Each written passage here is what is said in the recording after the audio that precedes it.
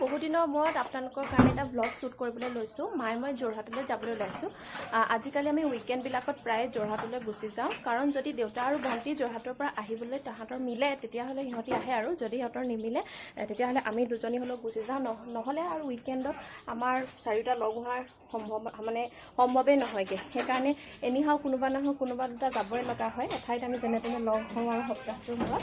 মায়ে এতিয়া দৰ্জা চৰ্জা মাৰিছে, আমি পটাপট যাওঁ, কাৰণ আপোনালোকে জানেই যে যোৰহাট আৰু শিৱসাগৰৰ মাজৰ ৰাস্তাটোৰ অৱস্থা কি বেয়া। গতিকে দিনে দিনে যদি গৈ পাব নোৱাৰোঁ, ৰাতি গাড়ী চলাবলৈ বহুত কষ্ট হয়। গতিকে যেনে তেনে পোহৰে যদি যাব পাৰোঁ তেতিয়া অকণমান শান্তিৰে গৈ পাব পাৰি। গতিকে ব'লক।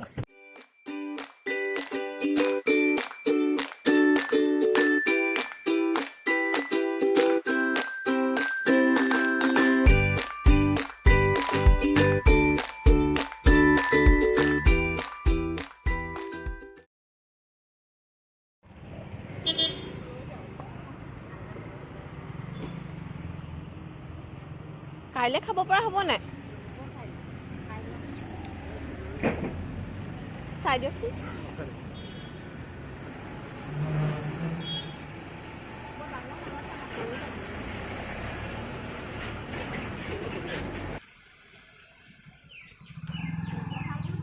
এঠাইত পকা পকা কঁঠাল আৰু মালভোগ কল দেখি আমি অকণমান ৰ'লোঁ, কাৰণ এইবাৰ কঁঠাল খাবলৈ পোৱাই নাই। গতিকে কঁঠাল এটাও লৈ ল'লোঁ, মালভোগ কল কেইটামানো লৈ ল'লোঁ।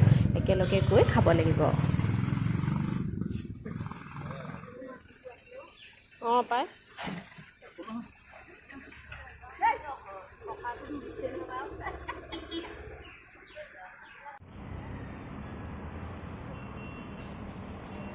হ'ব।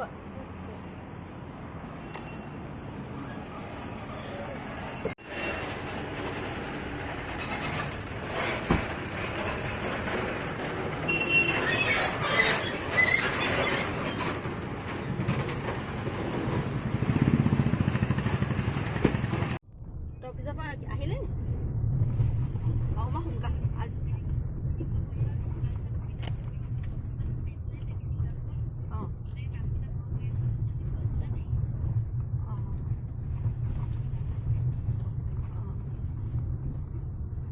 আমি আহি পেলাই ফুটভিলা পালোঁ।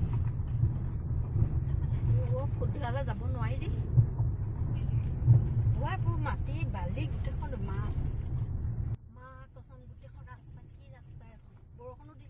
টিয়কৰ সেইখিনিতে ৰাস্তাটো খুব বেয়া হ'ল বুলি শুনি আছিলোঁ, কিন্তু এইডোখৰ আহি পাইহে গম পাইছোঁহি যে ইমান ভয়ংকৰ ৰূপ লৈছে।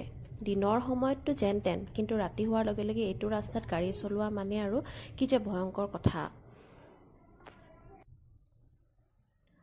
যোৰহাটৰ ফালে আহিলে টিয়কৰ ফুটভিলাত ৰৈ চাহ খোৱাটো আমাৰ এটা ৰেগুলাৰ হেবিট, কিন্তু ৰাস্তাটোৰ যি বেয়া অৱস্থা হ'ল, এইবাৰ আৰু আমি টিয়কত ৰৈ চাহ খাব নোৱাৰিলোঁ।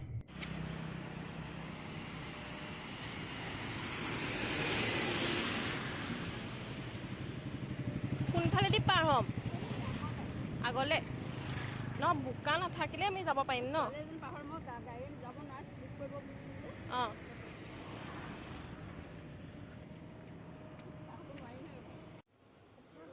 মই একেৰাহে বৰ বেছি সময় গাড়ী চলাই থাকিব নোৱাৰোঁ।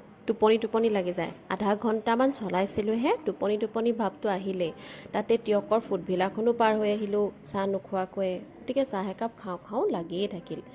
ভাবিলোঁ মনীষা বেকাৰ্ছতে খাই যাওঁ আজি চাহকাপ।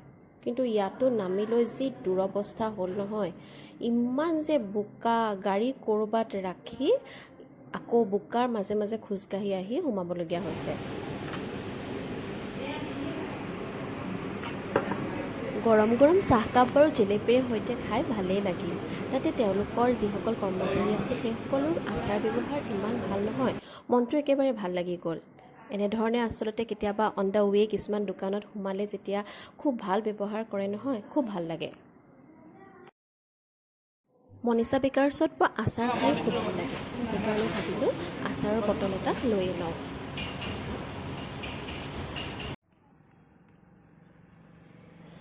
চাফাকৈ ধুই অনা জোতাযোৰৰ যিহে অৱস্থা হ'ল, দেখিয়ে মনটো বেয়া লাগি গৈছে। ভাগ্যে যদিবা হাতত ৱেট টিছু আছিল, মই লগে লগে চফা কৰি পেলালোঁ। মায়েতো তাতে ধুই দিবলৈ কৈছিল পানী ঢালি, কিন্তু ধুই দিলে পিন্ধি যাম কেনেকৈ তিতা জোতাযোৰ। সেইকাৰণে যেনে তেনে ৱেট টিছুখনেৰে মোহাৰি অলপমান আৰু আহিব পৰা অৱস্থালৈ আনিলোঁ। ইমান গেলা ৰাস্তাও।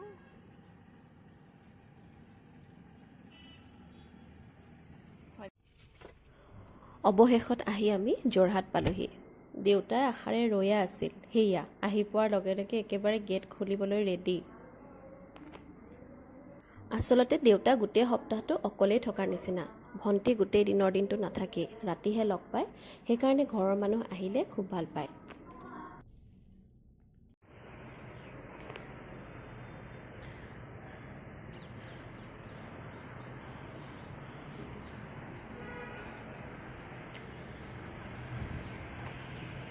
ফাইনেলি আহি আমি এতিয়া যোৰহাটৰ ঘৰ সোমাইছোঁহি। বহুত ভাগৰ লাগিছে। মই ইমান বেছিকৈ ড্ৰাইভ নকৰোঁ নহয়। যোৰহাটলৈ একবাৰ ড্ৰাইভ কৰি দিয়াৰ লগে লগে বহুত বেছিকৈ ভাগৰ লাগিছে। এতিয়া অকণমান ৰেষ্ট ল'ম, চাহ খাম, পাছৰখিনি আপোনালোকক দেখুৱাই থাকিম। গা পা ধুই এতিয়া আজৰি হৈ আহিলোঁ। অকণমান ভাল লাগিছে, ফ্ৰেছ লাগিছে। পাপু অফিচৰ পৰা আহি পাবই হ'ল আৰু তাই অফিচৰ পৰা অহাৰ পিছত সদায় ফোন কৰি মালে কমপ্লেইন, পাস্তা মেগী খাই পেলাই আমনি লাগি গৈছে। সেইকাৰণে তাই অহাৰ আগতে আজি ট্ৰাই কৰোঁ কিবা এটা বনাই ৰাখিবৰ কাৰণে, কিনিও লৈ আহিছোঁ। আৰু ট্ৰাই কৰোঁচোন কিবা এটা যদি বনাই ৰাখিব পাৰোঁ তেতিয়া তাই আহি পেলাই মনটো ভাল লাগিব। সেইকাৰণে বলক কিবা এটা ষ্টাৰ্ট কৰোঁ।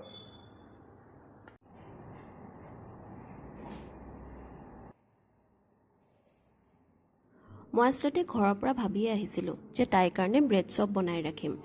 কাৰণ ব্ৰেড চপটো বনাবলৈ বহুত বেছি সময়ো নালাগে। ৰাস্তাৰ পৰা ব্ৰেড কিনিয়ে লৈ আহিছিলোঁ, কাৰণ মোৰ হাততো বহুত বেছি সময় নাছিল। তাই আহি পাবই হ'ব এতিয়া।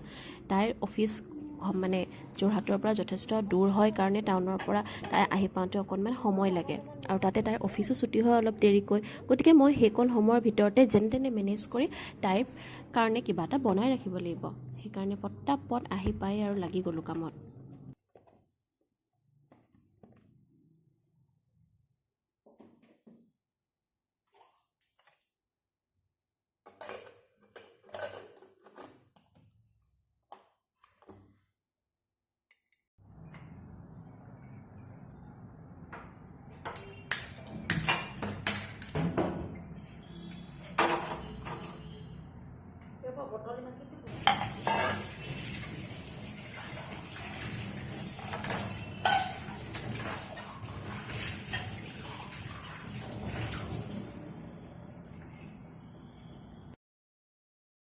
প্ৰথমতে আলুকেইটা কুকাৰত পাতি দিলোঁ সোনকালে বইল হওক বুলি।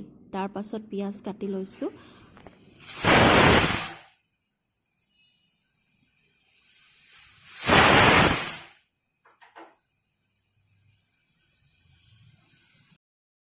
মনীষা বেকাৰ্ছৰ পৰা ব্ৰেড লৈয়ে আহিছিলোঁ, গতিকে ব্ৰেড কেইপিচ ৰেডি কৰি ল'লোঁ। মানে ব্ৰেডখিনি মই ক্ৰাম্পছ বনাই ল'লোঁ, অকণমান গুড়ি কৰি ল'লোঁ অৰ্থাৎ। তাৰপাছত ব্ৰেড, পিঁয়াজ, বইল আলু গোটেইখিনি মিক্স কৰি মই ধুনীয়াকৈ তাৰ কাৰণে ব্ৰেড চপ বনাই ল'লোঁ। কাৰণ আহি পাই অন্ততঃ কিবা এটা ভাল লগা বস্তু খাব, আৰু সদায় তাই এনেকৈ ঘৰত বনোৱা বস্তু খাবলৈ নাপায়। বাহিৰৰ পৰা অনা বস্তু আৰু কিমান খাই থাকিব। গতিকে আজি আহিছোঁৱেই যেতিয়া কিবা এটা বনাই থ'লে তাইৰো মনটো ভাল লাগিব বুলিয়ে পটাপট বনাই পেলালোঁ।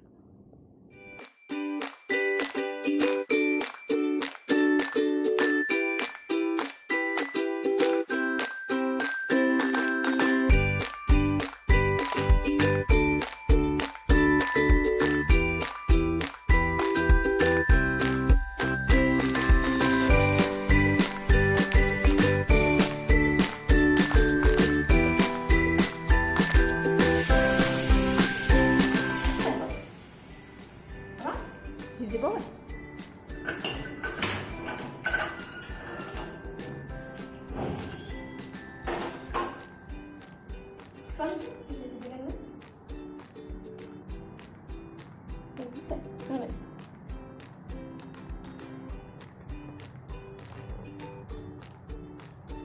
ভিজিলে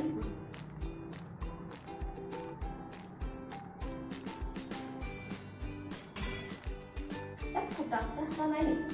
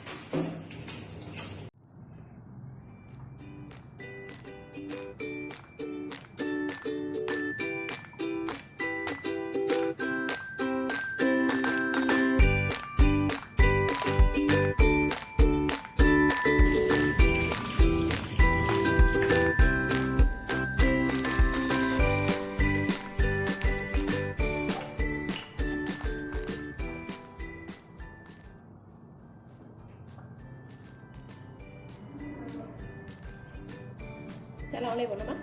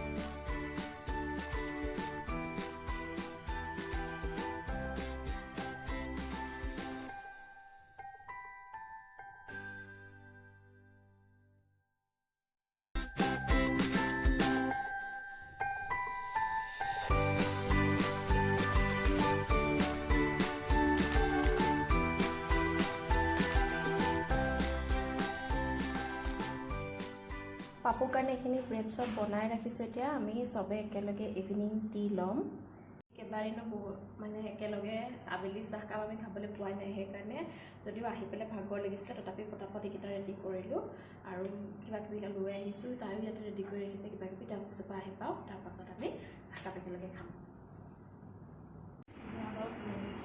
বঙালী নিচিনা আহিছে